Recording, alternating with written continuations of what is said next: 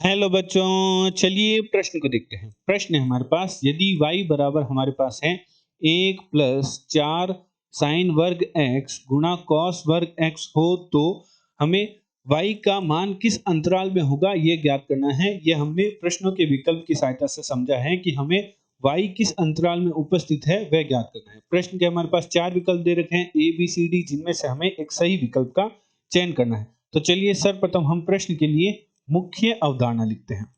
मुख्य अवधारणा में हम सर्वप्रथम त्रिकोणमिति के एक महत्वपूर्ण सूत्र का अध्ययन करते हैं, जो कि कुछ इस प्रकार है कि साइन 2x का मान बराबर होता है 2 साइन x गुणा कॉस x के। यदि हमें साइन 2x के वर्ग का मान ज्ञात करना हो, अर्थात साइन वर्ग 2x ज्ञात करना हो, तो बाएं पक्ष का यदि हमने वर्ग किया तो दाएं पक्ष का भी वर्ग हो जाएगा। तो हमारे पास प्राप्त होगा साइन 4 गुणा साइन वर्ग x गुणा कॉस वर्ग x के।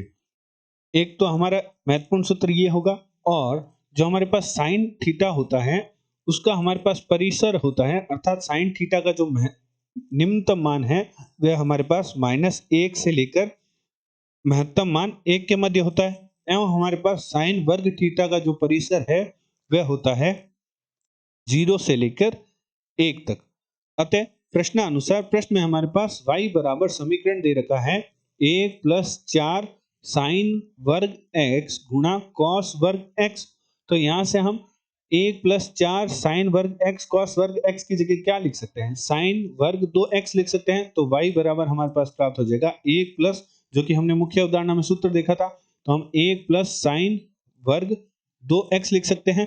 अब हम अंतराल ज्ञात करते हैं। तो चूंकि हम जानते हैं कि साइन x का जो अंतराल है वह -1 से 1 के मध्य होता है, तो जो साइन वर्ग x का अंतराल क्या होगा, साइन वर्ग x का अंतराल हो जाएगा 0 से 1 के मध्य, क्योंकि सारे ऋणात्मक मान हट जाएंगे। तो यहां से हम कह सकते हैं कि साइन वर्ग 2x का अंतराल भी हमारे पास 0 से 1 के मध्य ही होगा, क्योंकि हमारे पास 2x में परिवर्तन करने से हमारे पास जो साइन वर्ग x का मान है उसमें कोई परिवर्तन नहीं आएगा।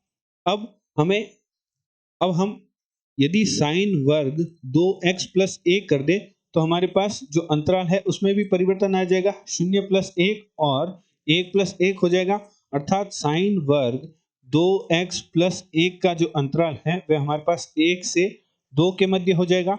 और प्रश्न में हमारा साइन वर्ग 2x है, 2x प्लस 1 है, वह y के बराबर है। तो हमारे पास y का अंतराल किसके मध्य प्राप्त हो गया, 1 से 2 के मध्य।